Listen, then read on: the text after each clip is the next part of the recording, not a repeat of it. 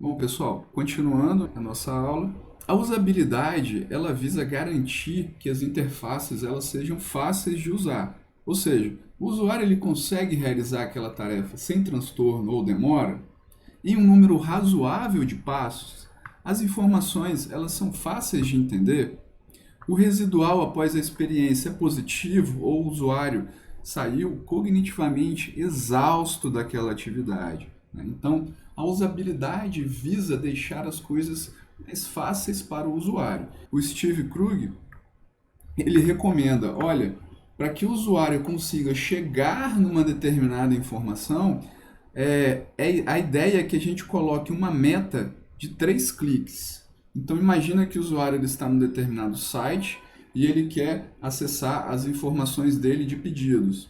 Então, para ele chegar nessa informação, a regra seriam 3 cliques. Então ele dá no máximo 3 cliques para poder chegar nessa informação de pedidos dele.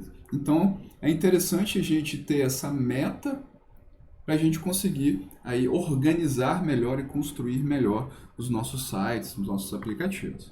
Além disso, pessoal, quando nós estamos tratando da parte de experiência com o usuário, existe uma ferramenta que é a jornada do usuário, de consumo do usuário. Então, por exemplo, imagina que o usuário ele queira trocar, por exemplo, de plano de operadora.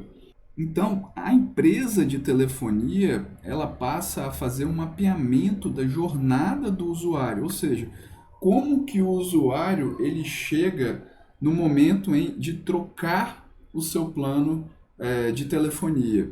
Então, a gente consegue entender essa jornada para quê? Para trabalhar como uma ferramenta, por exemplo, de marketing e conseguir mais usuários e facilitar o uso do usuário.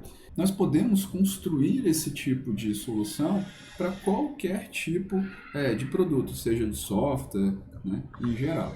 Então aqui, por exemplo, como que esse usuário ele chega para poder trocar um plano. Então eles começam a entender algumas questões precisam ser respondidas. Então eles fazem um estudo e descobriram que eles perguntam, né, as pessoas perguntam quais são os tipos de planos e os custos, boa cobertura, o que as revisões estão dizendo, né, o que as pessoas estão dizendo sobre aquela operadora, o que os meus amigos eles são clientes daquela operadora, eles vendem um telefone. Então, normalmente, esse tipo de iniciativa para mudança de plano começa, né, e eles identificaram quando o contrato da empresa ela expira, né? Hoje em dia a gente não tem mais essa coisa do contrato expirar, mas antigamente a gente tinha essa questão de contrato expirar e aí você negociava com o operador, às vezes a operadora te mandava um aparelho telefônico e tal.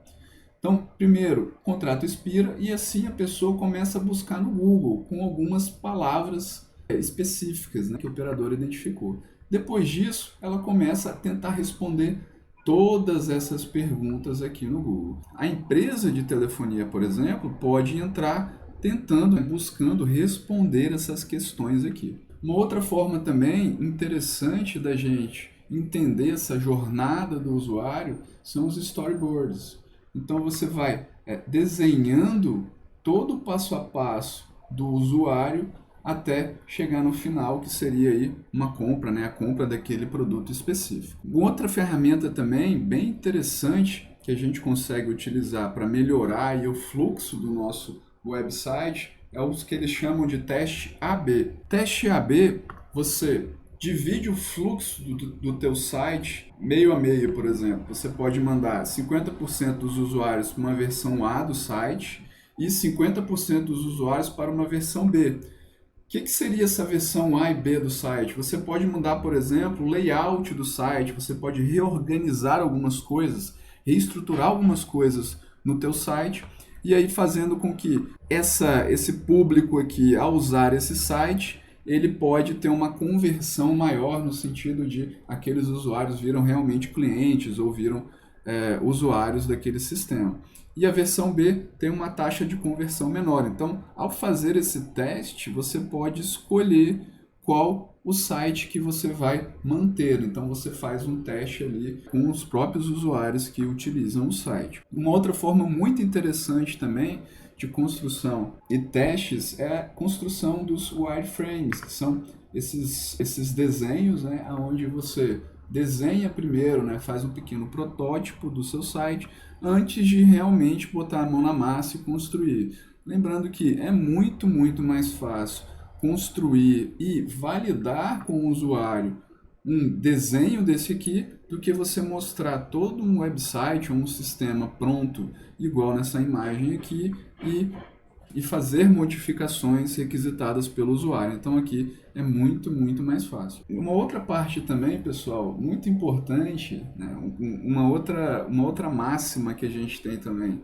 quando normalmente nós estamos tratando com o nosso cliente, ou o nosso chefe, ou o nosso gerente, né, ele fala, olha, faça isso bem simples, né, ou make it simple, né? E a gente sabe que fazer uma coisa simples, né, fazer bem simples, não é tão trivial assim. Um exemplo que simplicidade não é tão simples, nós temos aqui uma bicicleta e um monociclo. Quando nós olhamos para esses dois itens, esse cara aqui, ele é muito mais simples do que uma bicicleta. Então, se eu fosse construir um produto, é mais simples fazer um produto desse aqui. Agora, o impacto disso na utilização do usuário é outra história. Então, para eu poder utilizar essa ferramenta aqui, o usuário vai ter uma usabilidade, né? Ele vai ter uma dificuldade muito maior do que se ele for tentar utilizar essa ferramenta aqui. Então, não adianta eu fazer uma coisa simples, mas essa coisa não ser usável, ela não ser de fácil utilização para o usuário e tornar essa utilização frustrante. Além disso, pessoal, o Gillies, no livro dele, Simple and Usable, ele traz para a gente um processo para simplificar produtos, simplificar ferramentas. Então, nós temos aqui um exemplo de um controle com diversas ferramentas, né? Quem nunca chegou na casa de um conhecido ou em algum lugar diferente, pegou pela primeira vez o controle que você nunca utilizou antes e a primeira coisa é você fica ali parado olhando para aquele controle, procurando, né, as informações básicas, né, que seriam o quê? Ligar o controle, mudar o canal, aumentar, né? Quando a gente olha para esse controle aqui, nós temos diversas informações que podem ser, por exemplo, removidas ou movidas. E aí vamos dar uma olhadinha em como o Gillies ele trata esse processo de simplificação. Então, no processo dele, ele fala, olha, remova itens desnecessários. Isso pode significar remover conteúdo mesmo ali. Então, no caso aqui, a gente removeu alguns botões. Organize, então, destaque, agrupe informações ou botões que estejam relacionadas. Esconda, né? No começo, a pilha ficava na frente do controle e aí ela foi escondida e passou aí para trás do controle. Mova, tire algumas informações ou botões que estão ali sendo exibidas naquele momento para o usuário e mova para outro lugar. Então, por exemplo, nós temos hoje os nossos controles das Smart TVs, basicamente alguns botões onde a gente mexe para lá e para cá, um botão de OK e essas informações, essas ações, elas foram para dentro do equipamento, para dentro do software da televisão, por exemplo. Então, nós saímos desse controle aqui para esse controle aqui bem mais simples. E percebam que quando o usuário ele olha para esse controle aqui, ele se sente muito mais à vontade, né? Ele já sabe aonde ele vai ligar, ele já sabe aonde é aumentar, dar um stop, dar um play. Então, ele fica muito menos frustrado ao utilizar esse controle aqui. Então, esse aqui seria o resultado final desse processo destacado pelo Gillies. Beleza, pessoal?